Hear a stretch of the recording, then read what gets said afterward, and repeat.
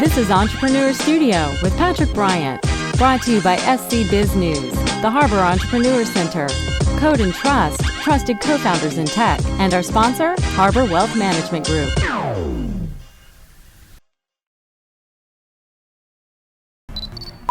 Today we are here at Dig South with Helen Hall, who has started, how many years ago did you start? Now Bomb Foods, or previously Blender Bombs? Bomb Foods 5, Smoothie Bar 4. Smoothie Bar 4 years ago. So you are now in the middle of doing a big fundraise, you're going to franchise, you got a lot of success. But of course, every entrepreneurial story rarely starts with, oh, I just did it and I'm amazing and successful. You started with not a whole lot of experience in food and bev. I started with $300 in my bank account, and I still don't have that much more than that, but it's okay. Everything's back in the business. I still got all my equity. But the problem was, everyone wanted these blender bombs, and that e-commerce business was booming. It was profitable. It was amazing, and I had a lot of confidence. And the thing is, with restaurants, you have to be very careful. You have to know things like less than 7% of your overall sales needs to be going towards rent. Less than 29% needs to be going towards COGS or labor, stuff like that. And so for the first 2 years, we lost a ton of money. And it wasn't until we hired a consultant who kind of guided we hired a manager who with food and bev management experience. Then we hired a consultant.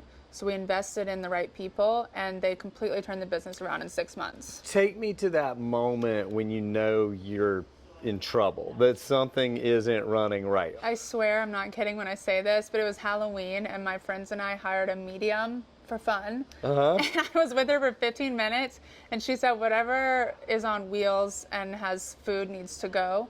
And it was the food truck, because we had opened a food truck too. And that's when I sat down with my accountant for the first time ever. And I was like, you need to teach me these numbers.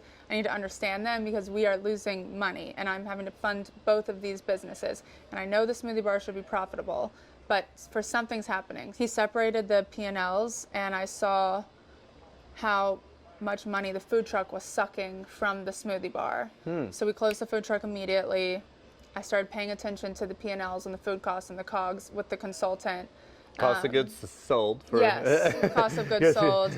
And we have been very profitable ever since. Financials is not, it's amazing to me that they don't teach it more readily in school. But understanding the financials is not an easy task. No, but it was worth investing in the right accountant and the right consultant who had been in the industry before to teach us. Well, and I think you're making a great point, which is if you can focus on getting people around you that are complementing your areas of not weakness, but maybe lack of knowledge, that it changes everything, right? You got to do what you're good at. And how did you find that Find partner? what I'm good at? Yeah, well, the CFO, the accountant. I asked everyone I knew that I respected in business. And one of them, I met with several consultants, and I just went with the one who had experience relevant to what we were doing. Love it. Fantastic. Good to hang out with you. Thanks.